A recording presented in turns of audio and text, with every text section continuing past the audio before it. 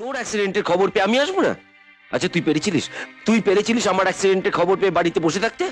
দিন রাত এসে হসপিটালে পড়েছিলিস। একা একটা সমস্ত মেয়ে ছেলে হসপিটালে পড়ে থাকবে?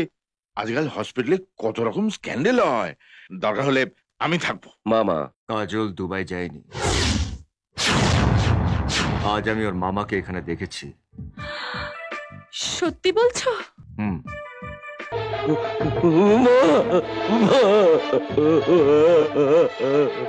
অরুণ, এই অরুণ, অরুণ, অরুণ, এই অরুণ, কি হচ্ছে?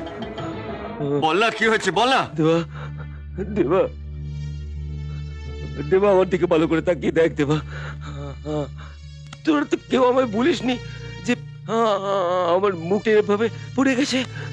দেখ না, দেখ কি বিশ্রী দেখাচ্ছে আমাকে, কি বিশ্রী দেখাচ্ছে আমাকে। দেখ না, এই, দেখ।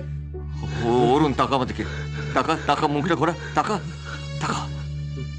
কে বললো, কে বললো তোকে, তোকে বিশ্রী দেখাচ্ছে? তুই তো সেই আগের মতো সুন্দর আছিস, আগের মতো সুন্দর। আরে সান্ত্বনা দিচ্ছিস আমাকে? হ্যাঁ? আমি দেখতে পাচ্ছি না? এই জন্যই কাজল সবসময় আমার থেকে দূরে সরে সরে থাকে। আরে আরে এরকম একটা ছেলেকে ভালোবাসা যায় নাকি? কি পাগলের মতন বলছিস? কাজল তোকে যথেষ্ট ভালোবাসে। খুব ভালো মেয়ে তো, তাই আমায় করুণা করে। আর আমি ভাবতাম ও আমায় খুব ভালোবাসে।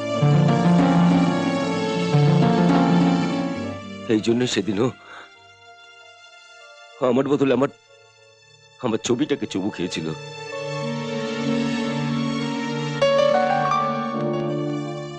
দেবেই বা কেন? যাকে ভালোই বাসে না তাকে ভালোবাসার উপহার দেওয়া যায় নাকি? কাজলের ভালোবাসা পাওয়াটা বোধহয় আমার ভাগ্যে নেই। জানিস দেবা,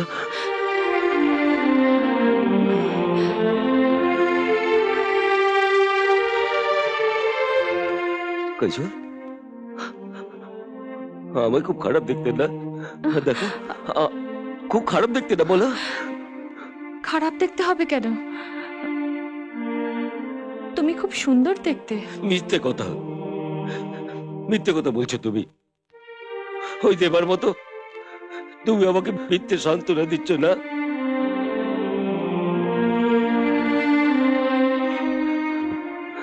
অ্যাক্সিডেন্টের পর এই প্রথম আমার নিজের মুখ আমি আয়নায় দেখলাম। কি বিশ্রী দেখতে হয়ে গেছে আমি। শুধু তুমি কেন, এরকম কাউকে পৃথিবীর কোনো মেয়ে ভালোবাসতে পারবে না।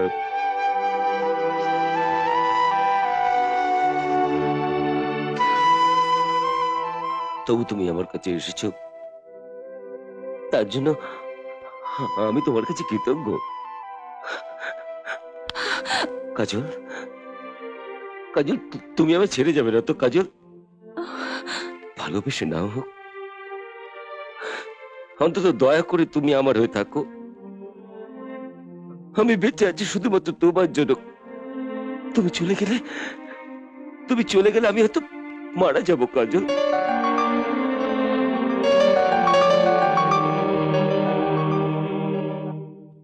কাজল, কাজল, আমার ছেড়ে যেও না, তুমি আমার ছেড়ে যেও না কাজল। যাব না, তোমাকে ছেড়ে আমি কোথাও যাব না।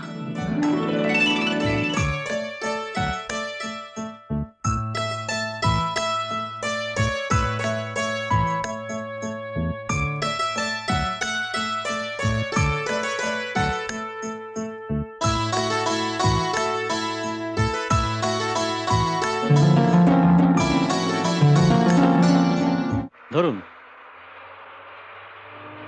আজ একা? একটা। কি দিদির কি শরীর খারাপ নাকি? না, ভালোই আছে।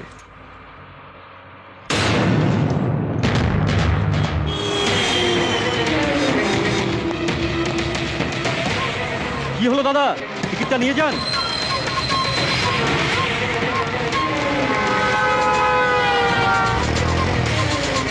চলো।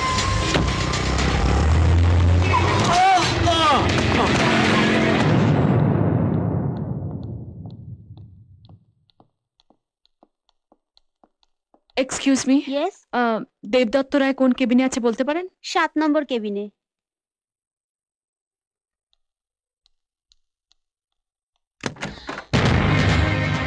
দেবা,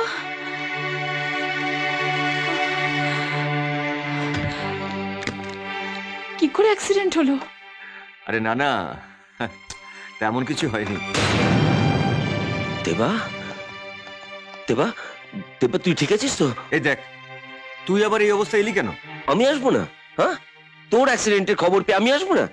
আচ্ছা, তুই পেরেছিলিস আমার অ্যাক্সিডেন্টের খবর পেয়ে বাড়িতে বসে থাকতে? দিন রাত এসে হসপিটালে পড়েছিলিস।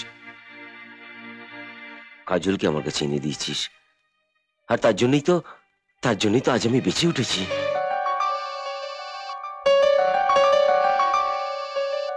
হ্যাঁ মা, হ্যাঁ, মামা আর কাজল আছে আমার সঙ্গে। হ্যাঁ, সব ঠিক আছে। না না, কোনো চিন্তা করো না। ঠিক আছে। দেবা, আজ আমি তোর কাছে থাকবো। এক থাপ্পড় মারবো। নিজের শরীরে ঠিক নেই, উনি আমার জন্য হসপিটালে পড়ে থাকবেন? হ্যাঁ ঠিকই তো, তোমার শরীরটা অনেক দামি। দেখ না, আমার সেরম কিছু হয়নি। তুই বাড়ি যা। আরে মাসিমা মেসুমশাই টেনশন করবে। যা না। কাজল, তুমি বরং এখানে একটু থাকো, মানে দেবার যদি কিছু দরকার পড়ে আর কি। সে কি কথা, একা একটা সমস্ত মেয়ে ছেলে হসপিটালে পড়ে থাকবে? আজকাল হসপিটালে কত রকম স্ক্যান্ডেল হয়, দরকার হলে আমি থাকবো। মামা, কাজল যেটা পারবে সেটা আপনি কখনো পারবেন না। তার চেয়ে বরঞ্চ আপনি আমার সাথে বাড়ি চলুন। কাজল, তুমি দেবার খেয়াল রেখো। আর শোন, তোর যদি কোনো কিছুর দরকার হয় তাহলে তুই কাজলকে বলবি, ঠিক আছে? পাকা ঘুঁটি কেচে না যায়। চলুন। কাজল, ঠিকঠাক থাকিস মা?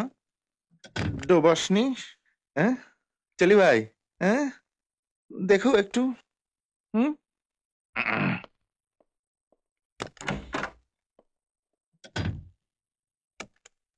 একদিকে বাবা আর একদিকে অরুণ, একজন জেনে শুনে আমাকে কাজল বলে ডাকে, আর একজন না জেনে আমাকে কাজল বলে ডাকে।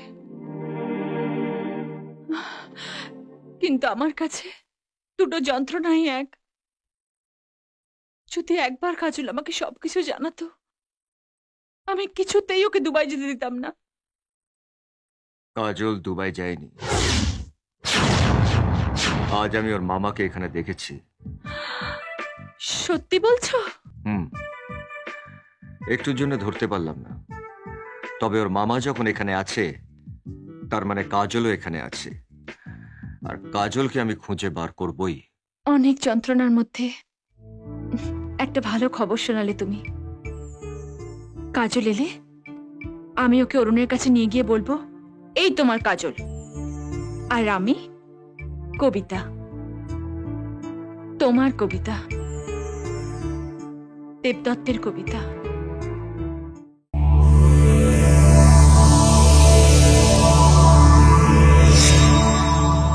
এরকম আরো অনেক সিনেমা দেখতে হলে ডাউনলোড করুন ক্লিক অ্যাপ।